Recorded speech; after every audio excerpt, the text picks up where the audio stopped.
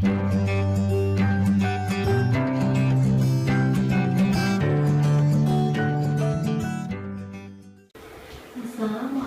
warahmatullahi wabarakatuh.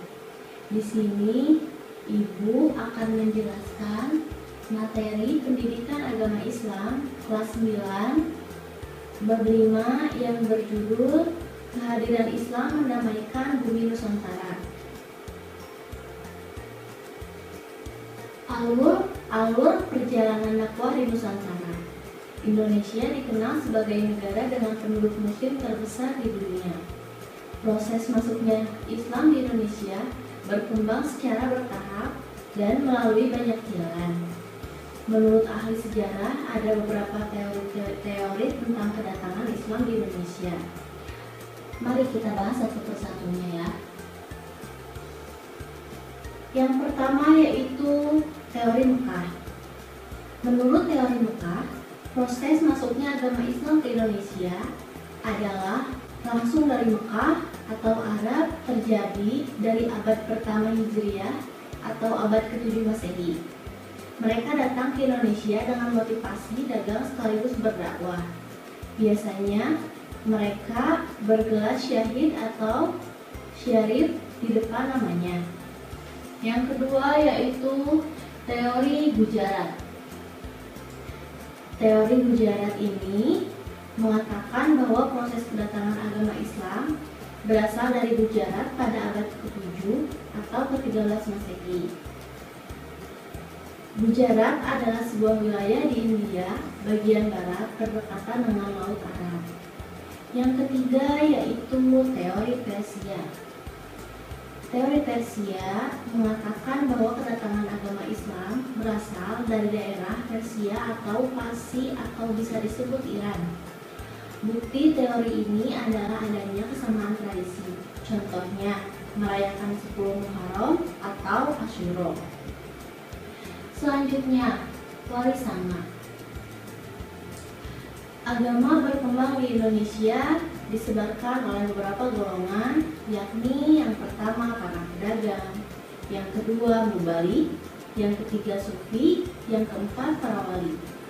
Di materi ini kita akan membahas para wali yang menyebarkan agama Islam di Nusantara, khususnya di tanah Jawa.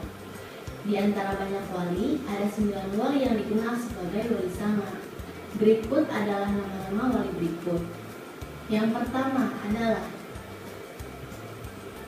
pertama adalah Sunan Maulana Malik Ibrahim, Syekh Maghribi, berasal dari Persia dan berkedudukan di Gresik.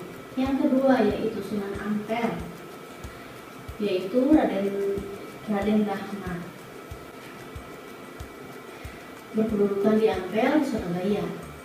Yang ketiga yaitu Sunan Bonang, Raden Maulana Mahdud Ibrahim yang biasa disebutnya, berkedudukan di Bonang dekat Tuban. Yang keempat yaitu Sunan Giri, yaitu Prabu Satmata atau Sultan Agung Fakih, berkedudukan di Bukit Giri Gresik. Selanjutnya Sunan Gunung Jati yang biasa disebut Syarif Hidayatullah atau Syekh Nurullah, berkedudukan di Cirebon. Selanjutnya ada Sunan Kalijaga yang biasa disebut Raden Mas Syahid, berkedudukan di Kadilagu dekat Demak. Yang terakhir yaitu Sunan Kudus yang biasa disebut Jafar Shadiq, berkedudukan di Kudus. Selanjutnya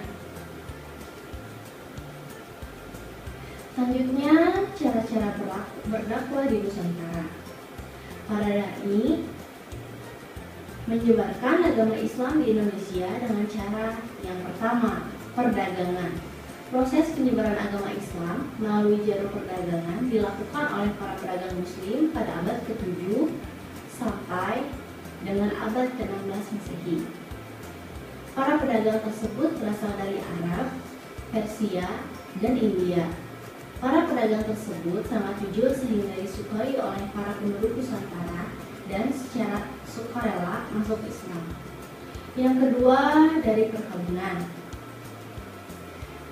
Pada kala ini, banyak pedagang yang menikah dengan pribumi yang berasal dari putri bangsawan atau putri raja, sehingga banyak keluarga bangsawan atau raja yang masuk Islam sehingga para pedagang tersebut menetap dan membentuk sebuah perkampungan muslim yang disebut Okojan. Yang ketiga yaitu pendidikan. Para mubalik mendirikan pendidikan Islam di beberapa wilayah Nusantara. Selama pendidikan mereka tinggal di asrama. Setelah menyelesaikan pendidikan, mereka kembali ke kampung masing-masing untuk menyebarkan agama Islam. Oke, selanjutnya hubungan sosial. Para mubalik pandai berhubungan sosial, mereka terkenal santun dan ramah. Dalam menyampaikan agama Islam, mereka menyampaikan dengan cara yang sama, tidak memaksa dan tidak merendahkan. Yang terakhir yaitu kesenian. Kesenian dan kebudayaan menjadi salah satu cara menyampaikan agama Islam. Contohnya dengan seni bangunan, seni tari, seni pahat, seni ukir, dan seni sastra. Berikut adalah kerajaan-kerajaan Islam di Nusantara. Yang pertama yaitu Kerajaan Samudra Pasai yang berada di Aceh. Yang kedua yaitu Kerajaan Aceh. Yang ketiga Kerajaan Demak. Yang keempat Kerajaan Pajang. Yang kelima Kerajaan Mataram Islam. Yang keenam Kerajaan Banjar. Yang ketujuh Kerajaan Gorontalo. Yang kedelapan Kerajaan Ternate, dan yang terakhir yaitu Kerajaan Tidore.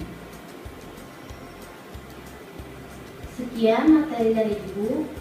Wassalamualaikum warahmatullahi wabarakatuh. Kunjungi sosial media lainnya seperti website kami di pkbmalfata.com, Facebook PKB Malfata Manunjaya, Instagram PKB Malfata Official.